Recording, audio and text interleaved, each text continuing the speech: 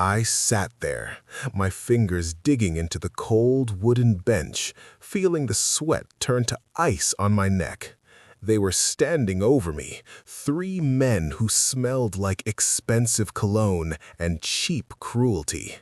They wanted my land, but more than that, they wanted to see me break. I felt a shadow fall over us. I didn't look up. I just grabbed the arm of the stranger sitting next to me and whispered, "Please, pretend to be my grandson. They're going to kill me." I felt his muscles turn to stone under my touch. He didn't pull away.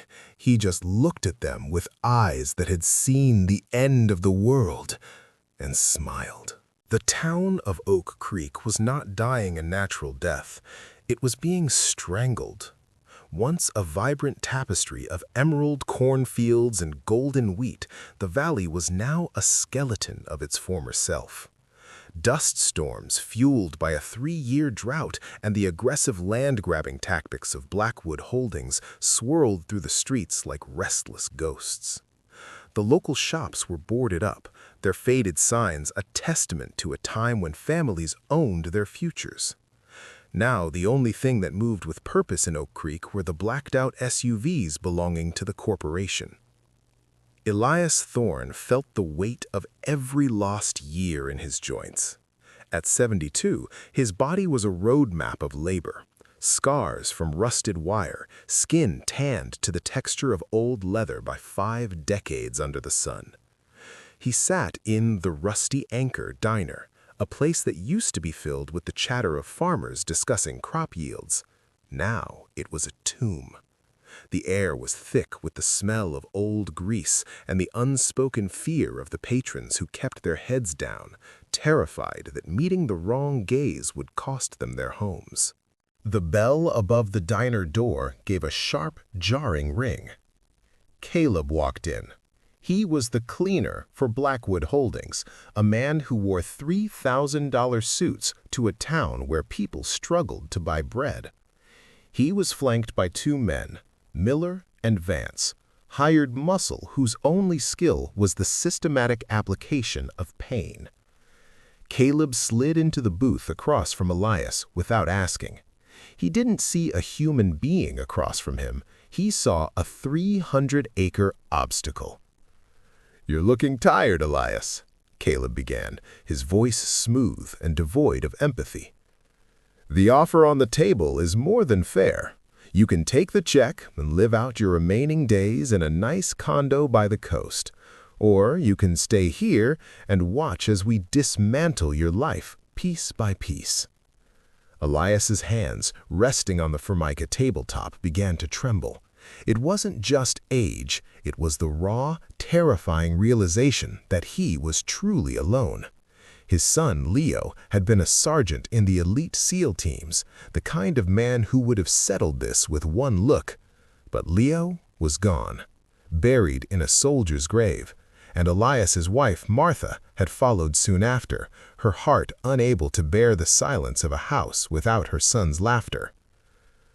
"My land isn't for sale, Caleb," Elias whispered, his voice cracking. "My son's blood is in that soil. My wife's roses are still blooming by the porch. You can't buy a soul with a corporate check." Caleb's face hardened. He reached across the table, his fingers clamping down on Elias's wrist with a crushing force. "Your son is a ghost, Elias, and soon you'll be one too. We start clearing the North Ridge tonight. If your barn happens to catch fire while we're at it, well, accidents happen in dry weather." Elias looked around the room, pleading for a hero, but everyone looked away, except for one man. Sitting at the counter, hunched over a black coffee, was a silhouette of pure iron. He wore a faded olive-drab tactical jacket and a baseball cap pulled low over his eyes. Beside him, a Belgian Malinois sat in a motionless stay, its ears twitching with every syllable spoken at Elias's table. The man hadn't moved a muscle, but the atmosphere around him felt like a loaded spring. In a moment of sheer desperate instinct, Elias stood up. He broke Caleb's grip and stumbled toward the counter. He reached out and touched the stranger's arm. Under the jacket, the muscles felt like granite. "Please," Elias whispered into the stranger's ear, his breath hitching. "Pretend to be my grandson, just for a minute. If you don't, I don't think I'll make it home tonight." The stranger didn't move for 5 agonizing seconds. Then he slowly lowered his mug. He turned his stool around. His eyes were a startling icy blue, cold, calculated, and terrifyingly calm. He looked at the red welts forming on Elias's wrist. The stranger stood up. He didn't just stand, he loomed. He was 6'4" of lethal, functional muscle. He looked down at Elias, and for a fleeting second, a shadow of warmth crossed those frozen eyes. "Sorry I'm late, Grandpa," the stranger said. His voice was a low, resonant rumble that seemed to vibrate the floorboards. "The truck hit some black ice on the pass. You okay?" Caleb stood up, and his face twisted in a sneer. "Who the hell is this? Elias doesn't have family. We checked the records. His kid died 10 years ago. You're just a drifter looking for a handout." The stranger, Jax, stepped into Caleb's space. He didn't touch him, but Caleb instinctively backed up until his spine hit the wall. The 2 goons, Miller and Vance, reached for the hidden holsters at their hips. "I wouldn't do that," Jax said softly. He didn't even look at the goons. He whistled once, a sharp, piercing sound. The Belgian Malinois was airborne before the goons could draw. The dog didn't bite. It slammed its 60-pound body into Miller, sending him crashing into a table of silverware. The dog stood over him, its teeth inches from Miller's throat, emitting a low, guttural vibration that sounded like a predator's engine. Jax grabbed Caleb by the lapels of his expensive suit and lifted him an inch off the ground. "My name is Jax. I spent 12 years in the teams with Elias's son. He was my brother. He saved my life more times than I can count, and he told me that if I ever came to Oak Creek, I'd find the finest man I'd ever known." Jax leaned in, his nose inches from Caleb's. "I don't care about your corporate contracts. I don't care about your boss. But if you touch this man again, or if even a single rose on his porch is clipped, I will come for you. And unlike the police, I don't carry a ticket book. I carry a very specific set of skills that involve making people disappear." Jax dropped Caleb like a bag of trash. "Now get out of this diner and tell your CEO that the Thorne farm is now a restricted military zone." As the corporate thugs scrambled out, the diner remained in a stunned silence. Elias sank into a chair, tears finally spilling over. Jax placed a heavy, protective hand on the old man's shoulder. "Don't worry, Elias. The cavalry has finally arrived. Let's get you home. We have a lot of work to do before the sun goes down." The air outside the diner was crisp, smelling of parched earth and the metallic tang of the coming night. Jax's matte black SUV sat in the parking lot like a crouched predator, its reinforced chassis and mud-caked tires a stark contrast to the polished sedans of the town's corporate overlords. As Elias climbed into the passenger seat, he felt the heavy thud of the armored door, a sound of safety he hadn't heard in years. Inside, the vehicle smelled of gun oil, expensive electronics, and the faint, comforting scent of dog fur. On the dashboard, taped next to a high-resolution GPS unit, was a weathered photograph. Elias's heart stopped. It was a group of 5 men in desert camouflage, their faces smeared with dust, but their eyes bright with a brotherhood only found in the shadow of death. In the center, with his arms slung around a younger, less scarred Jax, was Leo. "He never stopped talking about the farm, Elias," Jax said, his voice dropping into a low, somber register as he shifted the vehicle into gear. In the middle of a sandstorm in Helmand, or while we were waiting for an extraction in the mountains, Leo would describe the way the sun hits the North Ridge in October. He kept us human. He told me that if anything ever happened, I had to make sure the Thorne name didn't fade into the dirt. Elias touched the glass over the photo, his breath hitching. He was always so proud. Even as a boy, he said the land was a living thing. I thought I had failed him, Jax. I thought I was going to lose it all to men who don't know the difference between soil and cement. Jack's grip tightened on the steering wheel, his knuckles turning white. You haven't failed anyone. The mission isn't over until the last man is standing, and I'm still standing. As they crested the final hill, the Thorne family farm came into view. Under the moonlight, it looked like a fading masterpiece. The white paint on the farmhouse was peeling like sunburnt skin, and the once mighty barn leaned slightly to the west, as if exhausted by the weight of a century. But even in its state of disrepair, the land felt sacred. But the scars of Blackwood's harassment were everywhere.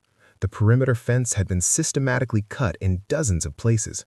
The mailbox had been smashed, and a crude red X had been spray-painted across the front door, a marker for the wolves to know where to strike.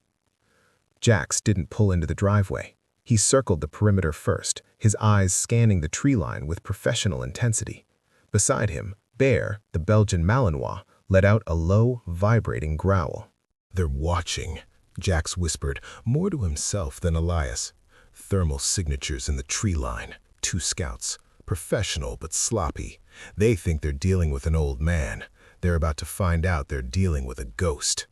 Once inside, Jax didn't ask for a tour. He went straight to work, moving with a terrifying, rhythmic efficiency. From the back of the SUV, he began hauling out crates of equipment that looked like they belonged in a Pentagon briefing room. He didn't just lock the doors, he reinforced them with high-tensile steel bars. He didn't just close the curtains, he hung thermal-shielded liners that would prevent anyone outside from seeing movement within the house. "Elias," Jax said, laying out a series of monitors on the kitchen table. "I need you to stay in the center of the house. The walls here are thick oak. They'll stop most small arms fire if things get loud.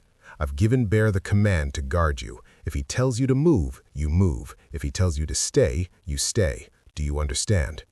Elias nodded, watching as Jax began to prime a series of tactical surprises around the porch. "What are you doing out there?" "Setting the stage," Jax replied, a cold, predatory glint in his blue eyes. "Blackwood thinks they're the only ones who can play dirty. I'm going to show them that a SEAL in a defensive position is the most dangerous thing on God's green earth." Jax stepped out into the darkness, disappearing into the shadows of the porch. He moved silently, his footsteps making no sound on the old floorboards. He was placing non-lethal deterrents, strobe light traps that would induce immediate vertigo and high-frequency sound emitters that could shatter the eardrums of anyone within 20 feet. But he was also setting up the Eye.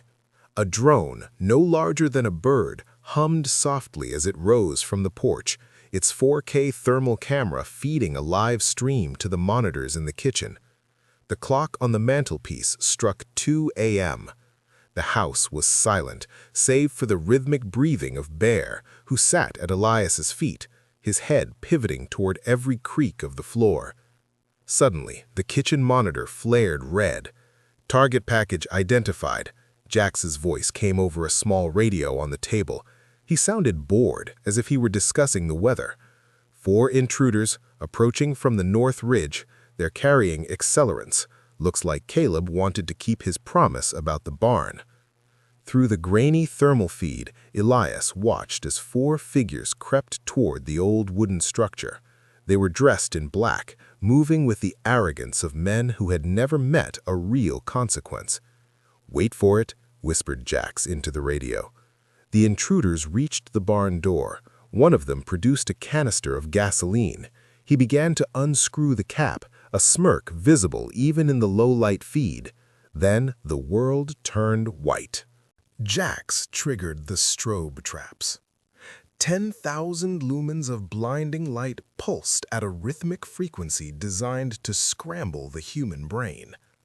The intruders dropped their canisters, clutching their eyes and screaming in confusion. Simultaneously, a deafening 120-decibel siren ripped through the silence of the valley. From the shadows of the hayloft, Jax appeared. He didn't use a gun.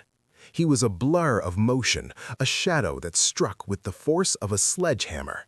He moved through the four men like a scythe through wheat, a palm strike to a chin, a sweep of the legs, a tactical pressure point applied to the neck.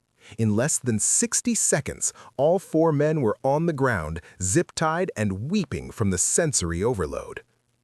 Jax stepped into the light of the strobe, looking down at the leader. He reached into the man's pocket and pulled out a cell phone. He hit redial. "Caleb?" Jax said when the line picked up. "Your boys are currently crying in the dirt. They made a mess of my lawn.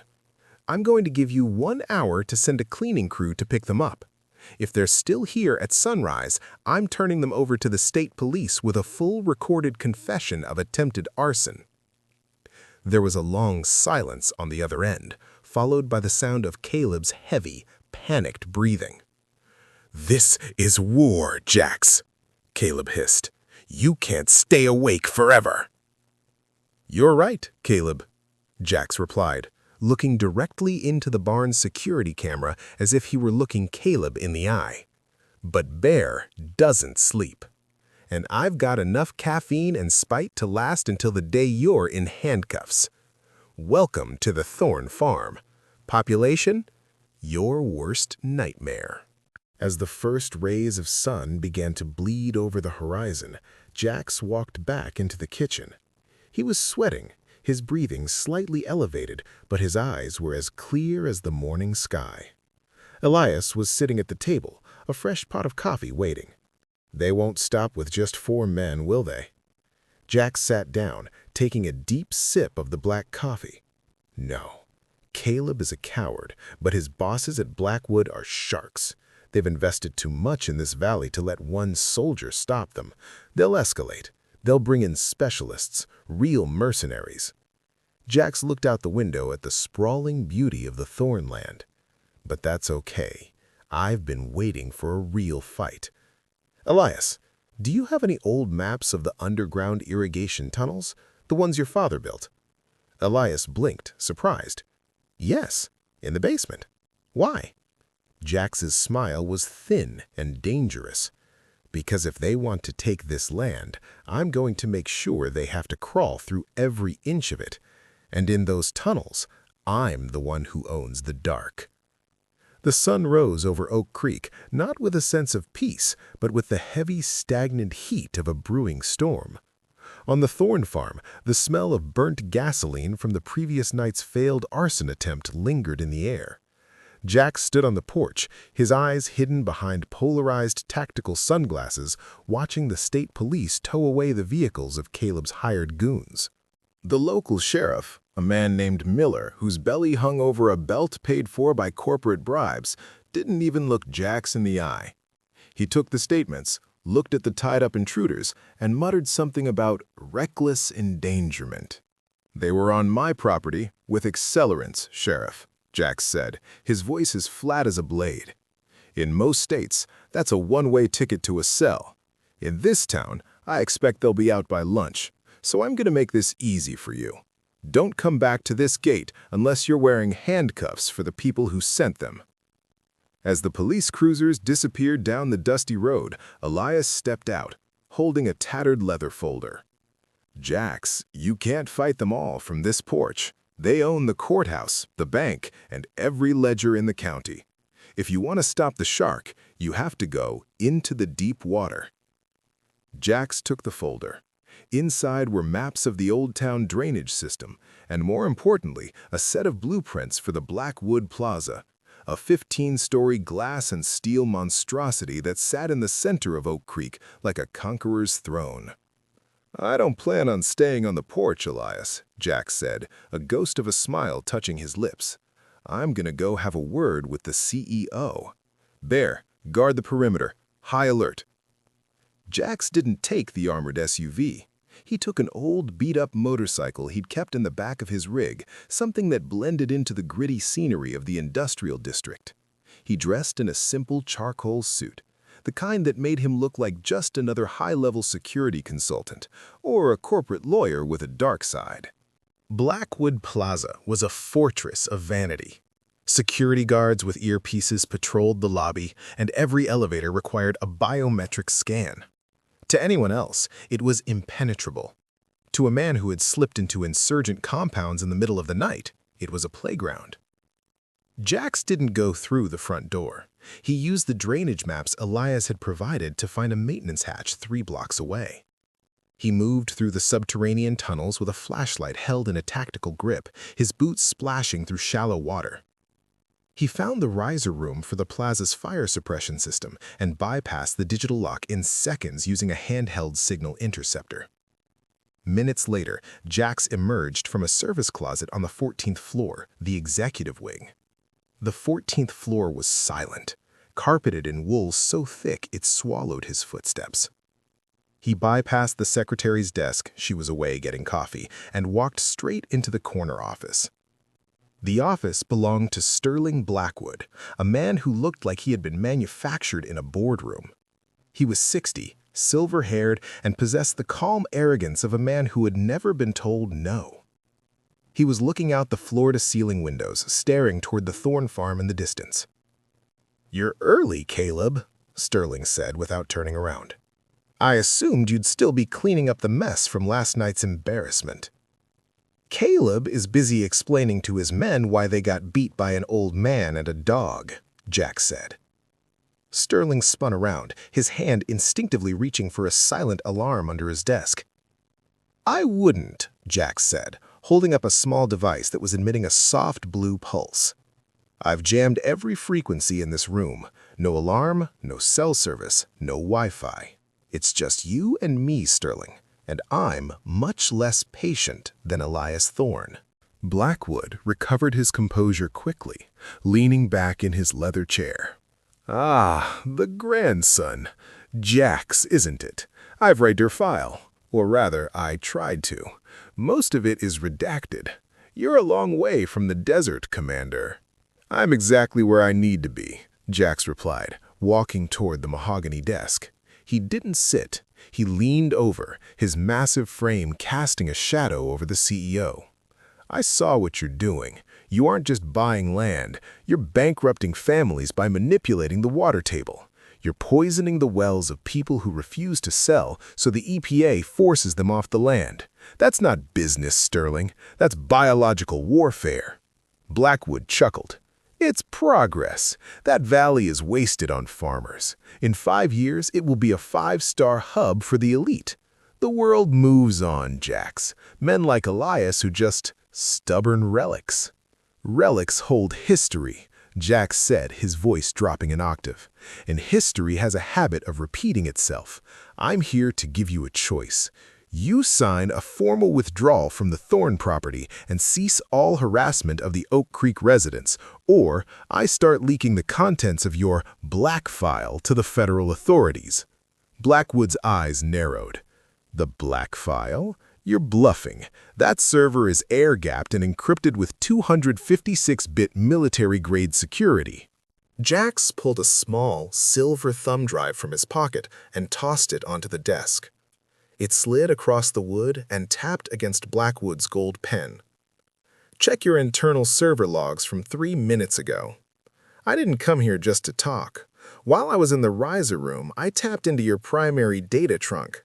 Your entire history of bribes, environmental violations, and the suspicious disappearance of the previous town mayor.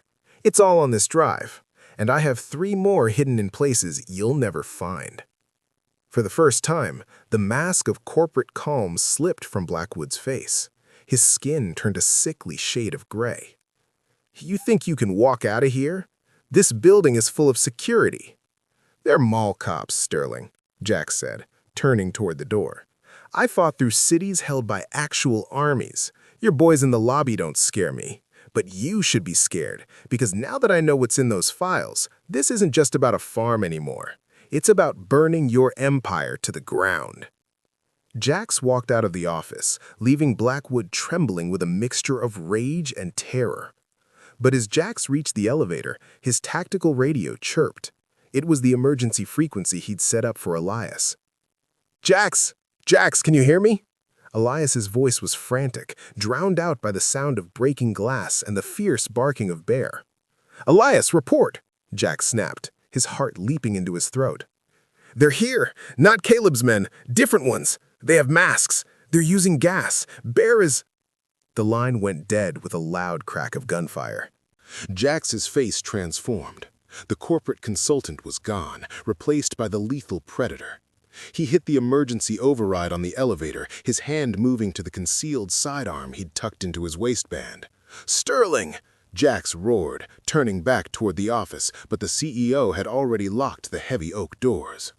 Jax didn't waste time. He ran for the stairs. He hit the lobby at a dead sprint, ignoring the shouts of the security guards. He jumped onto his motorcycle, the engine screaming as he tore out of the plaza. The ride back to the farm was a blur of gray asphalt and green trees.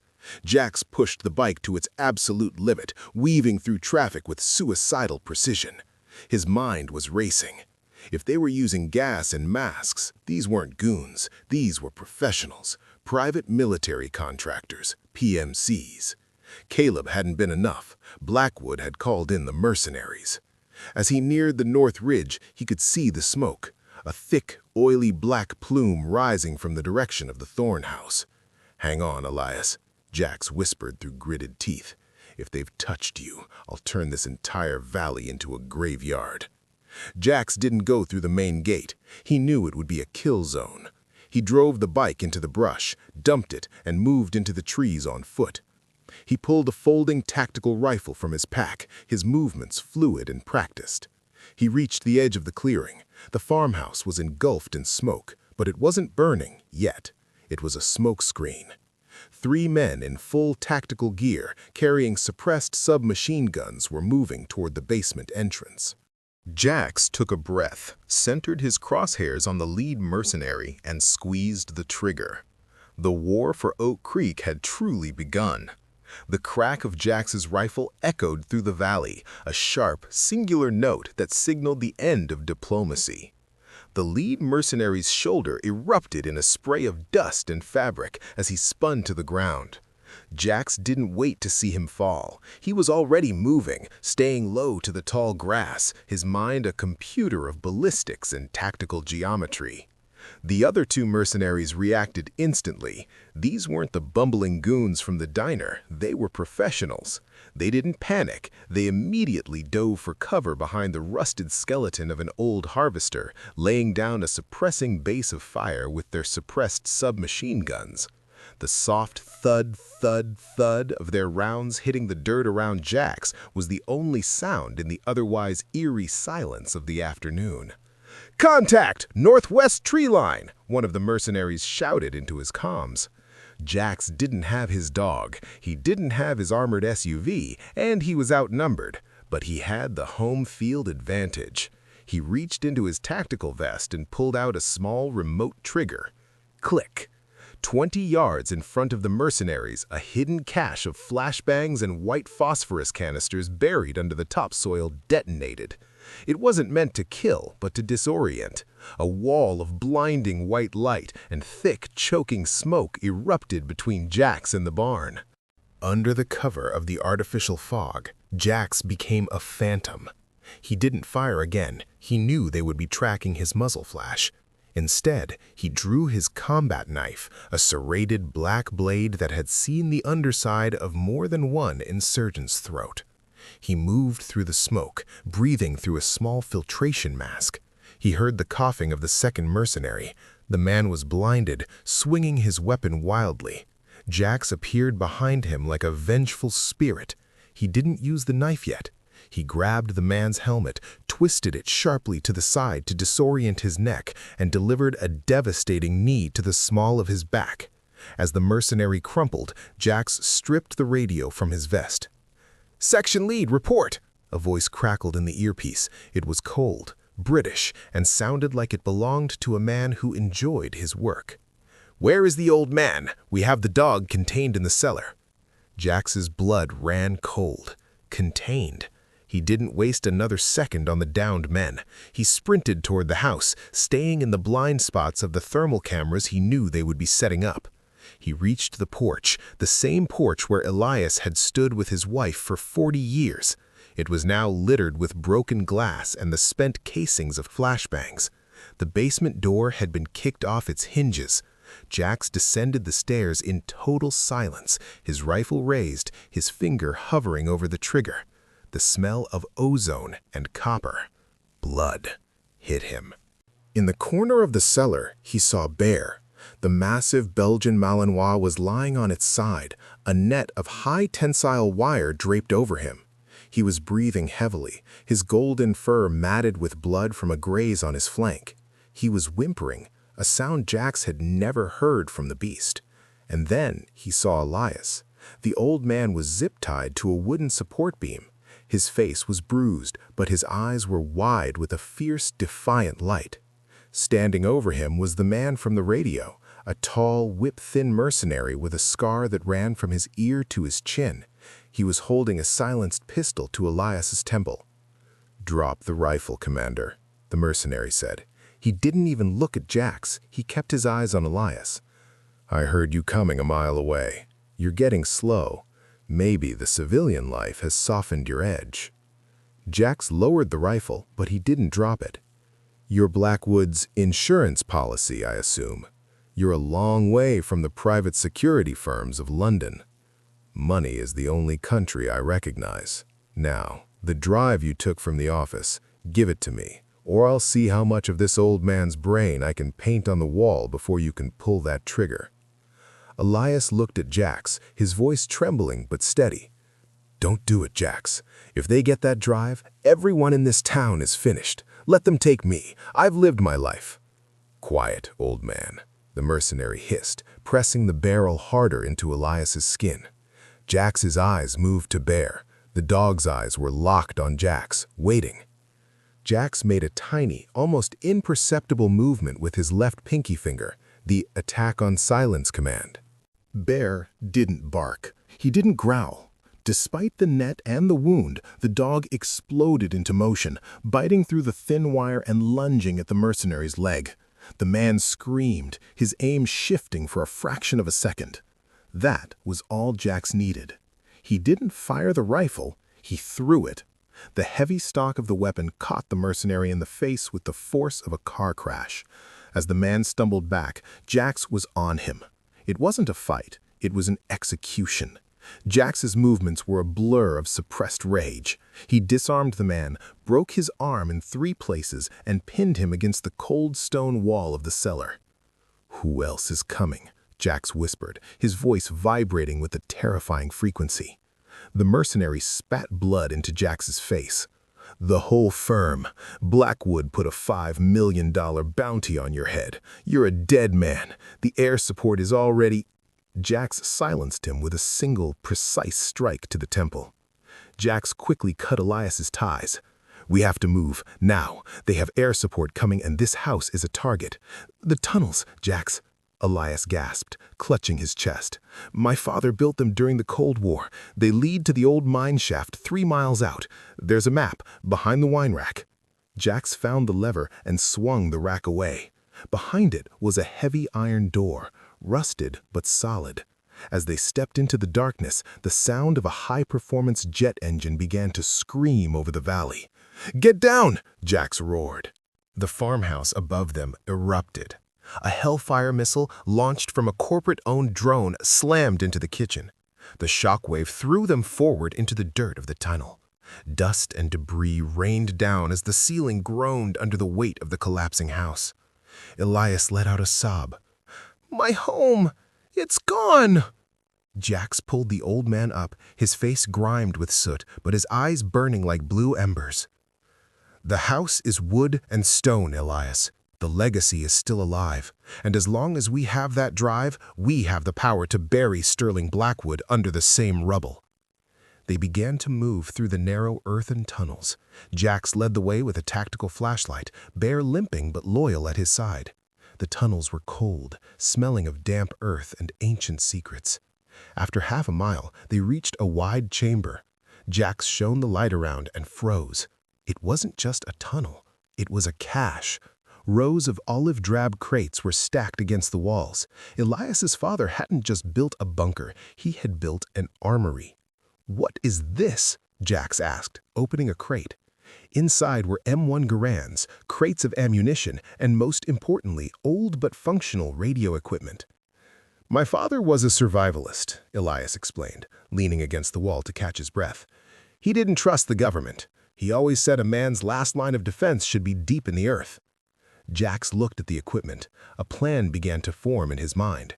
He didn't just have a drive anymore. He had a base of operations that Blackwood's drones couldn't see. "Elias, can you operate this radio?" Jax asked, pointing to a heavy-duty ham radio set. "I used to be a signal corps operator in the 50s, Elias said, a glimmer of pride returning to his eyes. "I can reach anyone from here to the coast." "Good," Jax said, his voice dropping into a commander's tone. "Start broadcasting on the emergency bands. I want the world to hear what Blackwood is doing. Tell them a Navy SEAL is holding the line in Oak Creek.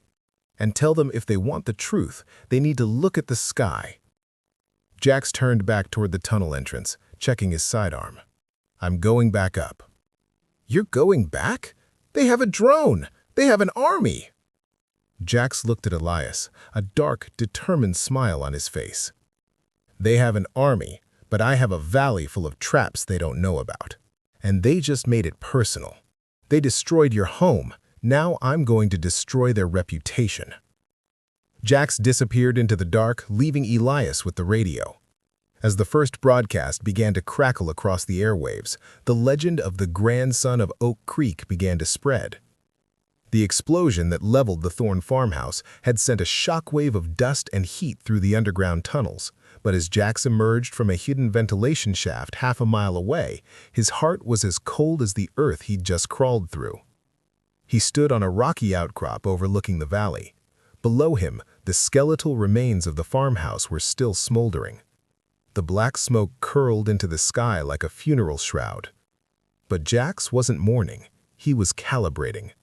He had traded his charcoal suit for a set of vintage tiger stripe camouflage he'd found in Elias's father's cache.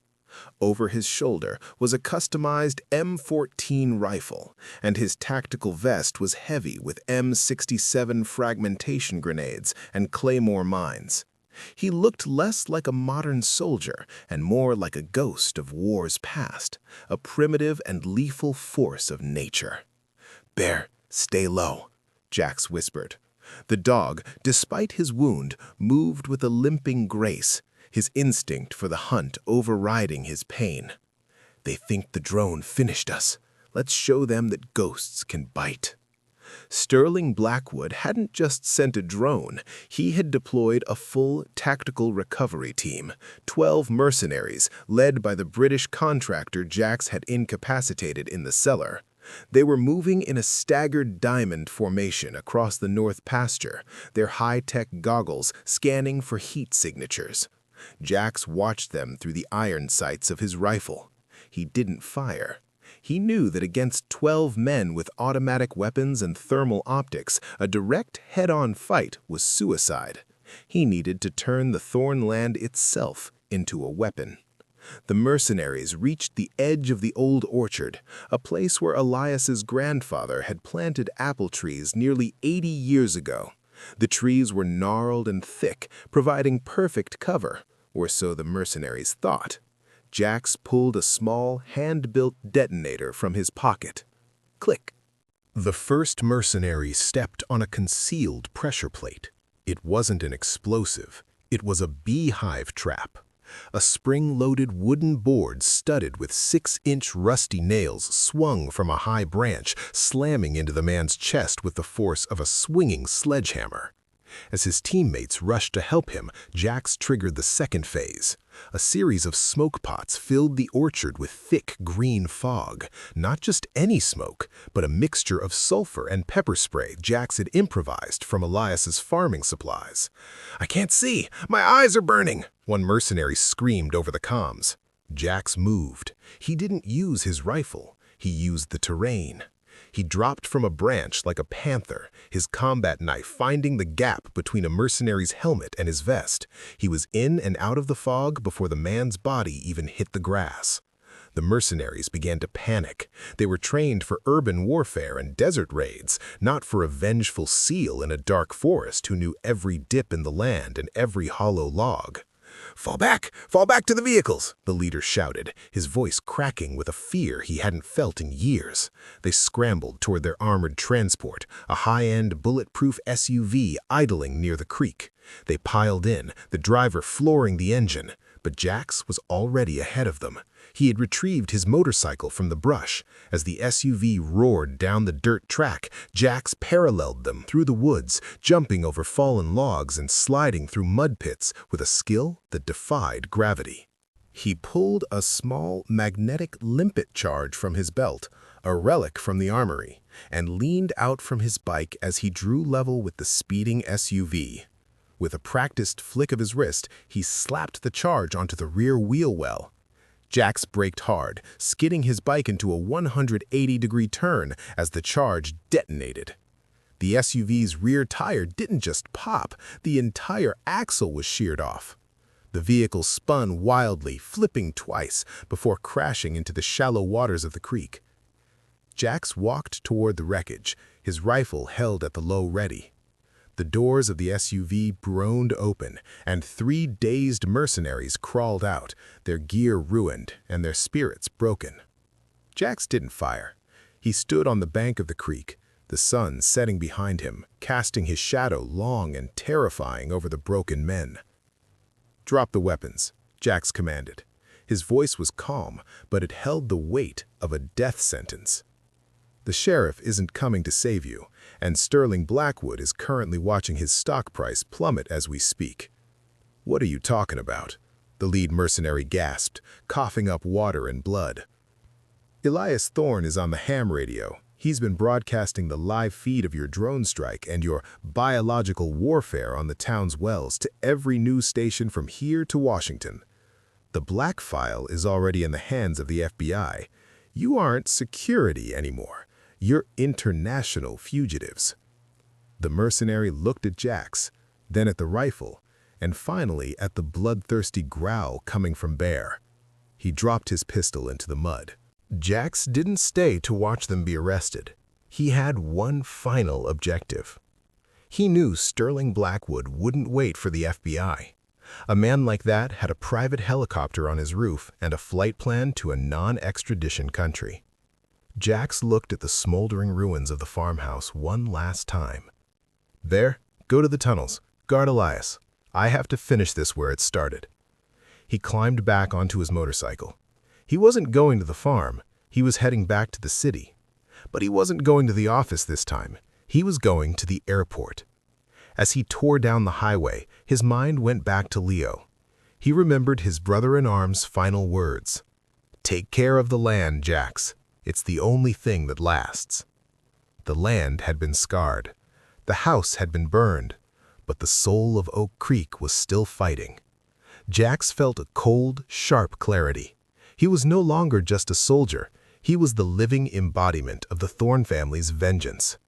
Jax arrived at the private airfield just as the rotors of a luxury helicopter began to spin. Through the hangar doors, he saw Sterling Blackwood clutching a briefcase, scurrying toward the aircraft. He looked small. He looked pathetic. Jax didn't stop at the gate. He drove the motorcycle through the chain-link fence, the metal screeching as he tore into the restricted area. Blackwood's personal bodyguards stepped out, but Jax didn't give them a chance. He fired a single flashbang grenade into the hangar. In the confusion, he rode the bike straight up to the helicopter. He jumped from the moving motorcycle, his boots hitting the tarmac with a heavy thud. He grabbed the landing skid of the helicopter just as it began to lift off. "Jax, let go!" Blackwood screamed from inside the cabin, his face pressed against the glass. Jax looked at him, his face a mask of iron determination. He didn't let go. He pulled himself up, his muscles straining against the centrifugal force until he was hanging onto the door handle. He pulled a heavy steel wire cutter from his belt, the same tool he had used to cut through the fences on the farm. "You wanted a war, Sterling?" Jax shouted over the roar of the engines. "Welcome to the front lines." With a single, powerful jerk, Jax ripped the emergency release on the door. The cabin pressure equalized with a roar, and Jax climbed inside. Blackwood cowered against the seat, holding the briefcase like a shield. "I'll give you anything. 10 million, 20, just let me go." Jax didn't say a word. He reached into his pocket and pulled out a small, charred object. It was the brass sergeant's rank from Leo's uniform, recovered from the ruins of the house. He placed it on the seat next to Blackwood. "This belongs to a man who died for people like you," Jax said, "and today he's the one who's bringing you down." Jax grabbed the briefcase containing the last copies of the encrypted files and looked at the pilot. "Land this bird now, or we all go for a swim in the harbor." The pilot, looking at the ice-cold eyes of a Navy SEAL who had nothing left to lose, slowly began the descent. The roar of the helicopter blades slowly faded into a rhythmic pulse as the aircraft touched down on the tarmac. For Sterling Blackwood, the landing felt like the closing of a coffin lid. Waiting at the edge of the helipad was not his legal team or his private security, but a wall of black and white cruisers and federal agents. Jax stepped out of the cabin first. His tiger-striped camouflage was torn, his face was smeared of the soot of the Thorne farmhouse, and his knuckles were bruised. But as he stood on the pavement, he looked more like a king than the broken billionaire cowering inside the chopper. He handed the briefcase, the one containing the digital keys to Blackwood's corrupt empire, to a lead FBI agent. "Everything you need is in there," Jax said, his voice a low, steady rasp. "The bribes, the environmental poisoning, and the orders for the drone strike on a civilian residence. Make sure it sticks." Blackwood was led away in handcuffs, his silver hair disheveled, his expensive suit rumpled. He tried to shout something about his connections, but the world was no longer listening to him. The black file had already been broadcast to millions. The shark was finally out of the water. 24 hours later, Jax rode his motorcycle back to the Thorne property. The valley was different now. The heavy, stagnant air of fear had lifted, replaced by the natural scent of pine and damp earth. As he reached the date, he saw something he hadn't seen in months. Cars. Dozens of them were parked along the dirt road. The people of Oak Creek, the same ones who had looked away in the diner, were there. They weren't there to protest or to gawk at the ruins. They were carrying shovels, hammers, and crates of food. In the center of the charred clearing where the house had once stood, Elias was sitting on a wooden stool, Bear resting his head on the old man's knee. Elias looked 10 years younger. The weight of the world had been lifted from his shoulders, replaced by the warmth of a community that had finally found its courage. "Jax!" Elias shouted, standing up with a strength that defied his age. "Look at this! The Miller boys brought their tractor. Sarah from the diner brought enough sandwiches to feed a battalion. They're saying we're going to rebuild, not a resort, but a home." Jax looked at the ruins, then at the people. "It's a lot of work, Elias." "We've got time," Elias replied, a fierce twinkle in his eye. "And thanks to you, we've got a future." The next few months were a blur of labor and healing. Jax didn't leave. He traded his rifle for a hammer and his tactical gear for work boots. Under his direction and with the help of the town, a new house began to rise from the ashes. It wasn't as grand as the old one, but it was stronger. It was built with reinforced timber and a deep, modern storm cellar, just in case. But the most important part wasn't the house, it was the land. With Blackwood's corporation dismantled and their assets frozen, the town was able to reclaim the water rights. The wells were cleaned, the soil was treated, and for the first time in years, the Thorne farm began to turn green again. One evening, As the sun dipped below the north ridge, the same ridge Leo used to talk about in the desert, Jax stood on the new porch. He reached into his pocket and pulled out the brass sergeant's rank. He walked to a young oak tree they had planted in the center of the yard and pressed the metal into the soft earth at its base. "Mission accomplished, Leo," Jax whispered. "Rest easy, brother." Elias walked out, 2 mugs of coffee in his hands. He handed one to Jax. They stood in silence for a long time, watching Bear chase a rabbit across the pasture. "You're leaving, aren't you?" Elias asked softly. Jax took a sip of the coffee.